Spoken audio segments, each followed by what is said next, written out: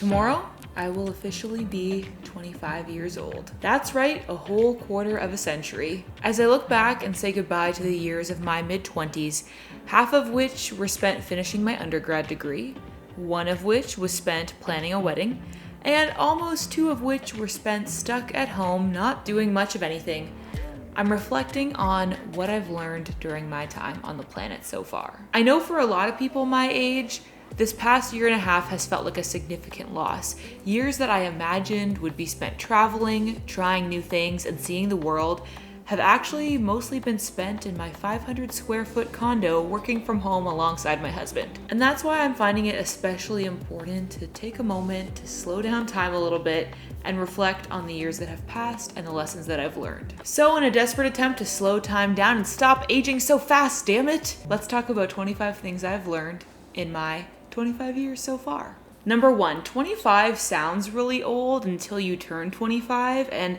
I feel like that will probably be the same kind of feeling for every major age milestone going forward. So here's to 50 feeling young.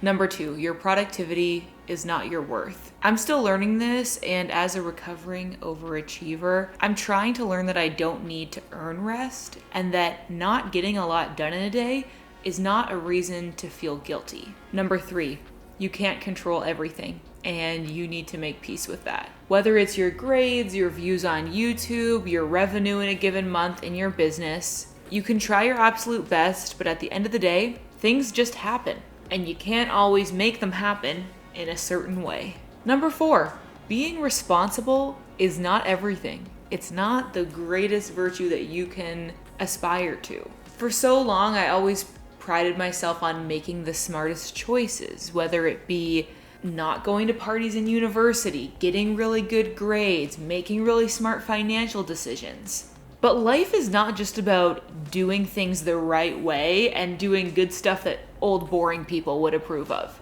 Sometimes you just need to do something ridiculous, because I feel like those are the moments that you actually remember. Number 5, you will probably never feel successful if you measure it by traditional metrics. You could always make more money. You could always have more YouTube subscribers. You need to find something else to aim for. Number 6, you're not too strong to struggle with your mental health. No matter how many years you spend identifying yourself as the easy child that never had any problems, you can still hit a 3-month period of burnout that takes finally deciding to go to therapy to crawl out of. It's funny how easy it is to advocate for the destigmatizing of mental health and for other people to get help with their mental health, but then when it's yourself, it's so hard to actually admit that that might be something that you're struggling with. Number 7, you're so much more capable than you give yourself credit for, and you can do hard things. Yes, you might not want to do those things, but if you have to, you can, and you will get to the other side of them. Number 8, and this is a tough one, life is not going to be what you expected it to be, because the world is changing, and we have to collectively make peace with that, especially people around my age. Let's face it, climate change is catastrophic, and it is going to change every single one of our lives. It already is. Whether we start changing our lifestyles now to try to mitigate that change, or we change our lifestyles later when we are forced to because of that change, like when the seasons are different, when food availability has changed, and entire cities are underwater, we are going to need to change. The dream of overconsumption that was sold to us as children and teenagers is not possible for us, one way or the other, whether it's because we're stopping climate change or because we're dealing with the impacts of it. And you need to just accept that. But it is really freaking hard to accept, and I have spent the last number of years trying to come to terms with that, and I don't think I am yet. On a lighter note, number 9, marriage is the beginning of your journey as a person, as an individual, not the end. I know it's so cliche, but listen, I think so many people talk about marriage and getting married as if you need to bring your final, most highest form of yourself to that relationship. People talk about delaying relationships because they want to get themselves right first. But the reality is, in the right partnership, That's just the beginning of your self-growth and the kind of person that you can grow to be. I've only been married for 3 years, but I already feel like a totally different person than I was then. And my husband, Dan, has been crucial in my personal growth and me learning how to be a better person. And I hope that I can be the same for him. Number 10, the younger version of yourself is always going to feel cringy, and that's probably a good thing. If your younger self stops seeming cringy to you, then you probably aren't still growing and changing.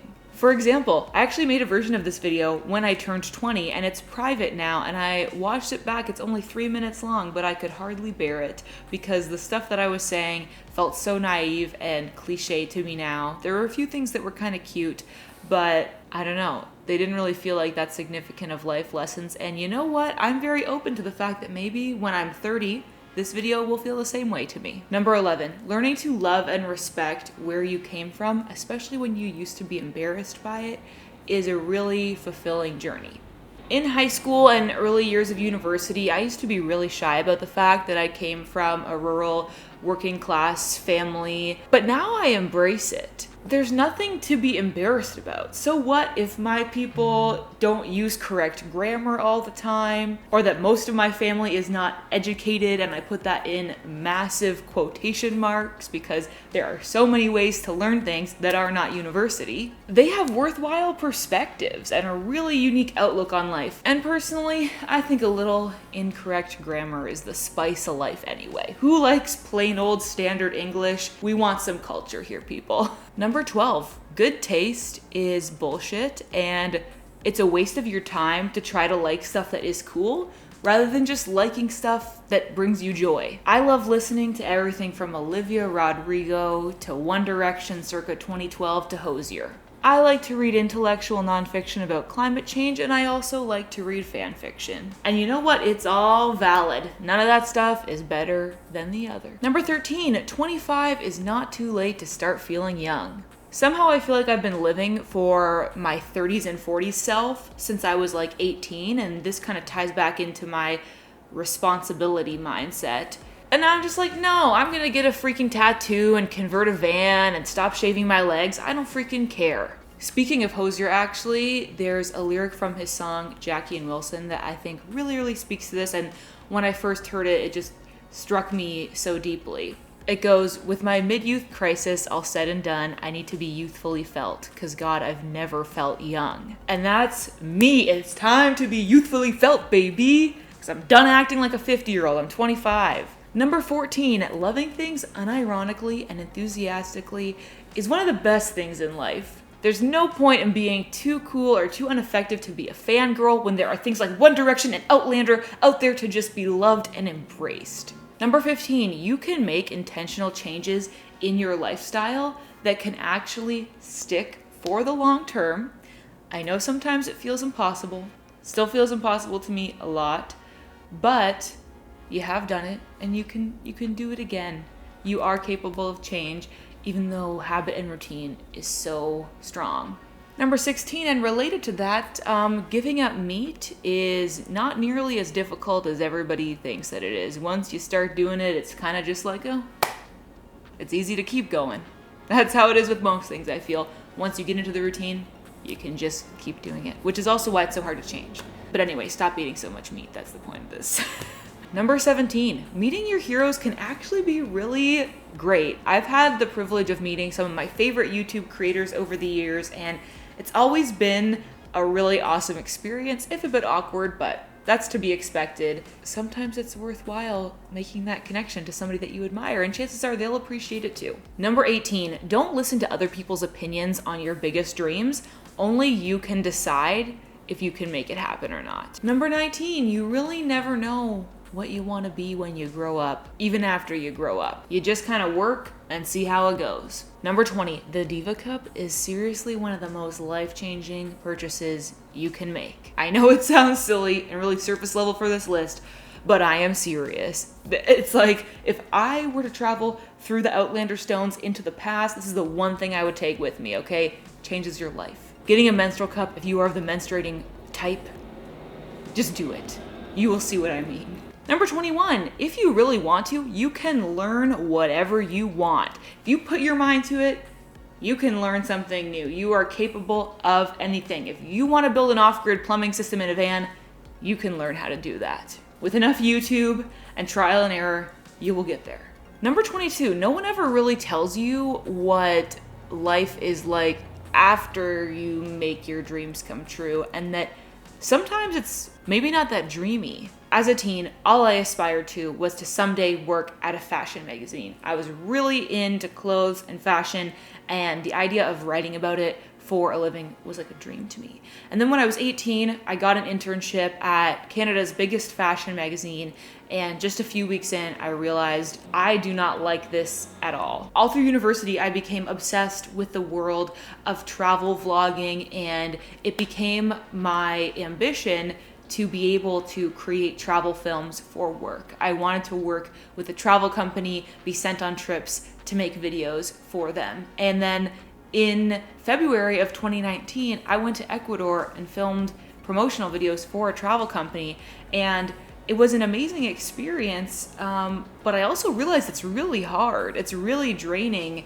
to work and travel for your work. And since I was 12, I dreamed of having a big YouTube audience. Having 100,000 subscribers was like the biggest thing to me. And now I've hit that, and it's great, and obviously I appreciate it, but I still feel insecure. I still feel like I'm not getting enough views for, the work that I'm doing. And I also don't know what to do next. Like, what do you work towards now? It's so cheesy to say this, but I feel like it's really all about the journey and not the destination, because I'm the kind of person that needs to be working towards some kind of goal. Because now that I'm in a place where it's like, okay, you've built a business, you've built a YouTube channel, now just maintain it. I'm like, maintain? What am I working towards next? And I feel like that's not talked about enough. Lesson number 23, go ahead and set up that recurring Zoom meeting with your friends. You will not regret it. One of the biggest highlights of the past year and a half for me has been the Zoom book club that I've done with my university friends. And it has been such a great opportunity to stay connected, even though we're across 3 different time zones. We get to catch up every week. And seriously, if you don't have something like that with your friends, set it up. Number 24, sometimes your tastes change, and that is okay. Specifically thinking back to that cringy stuff I learned before 20 video.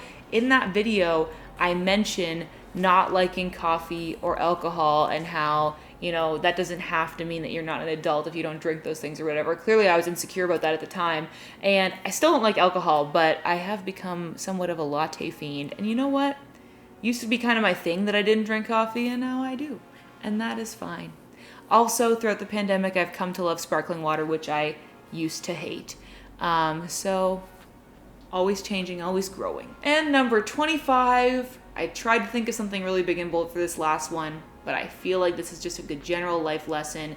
Self-discovery is so important. It's not just narcissistic navel-gazing. I really feel like if you get to know yourself better, how you behave in relationship with other people, how you react emotionally to different things, it just helps you become a better person, and I think that reflects in how you treat other people as well. Who would have thought it? Self-awareness is a helpful thing. And those are 25 things I have learned by the ripe old age of 25, a comment that I'm sure I will come to regret when I watch this back at 30. Thanks for watching. Let me know in the comments what lesson you wish you would have known at 25, or what you would tell your 25-year-old self, or if you're younger than me, what you would tell your younger self. Also, have fun being a Gen Z baddie. And then we can all learn from the collective wisdom in the comments. As always, I hope you are having adventures and following your dreams, and I will see you back here in the next video. Bye.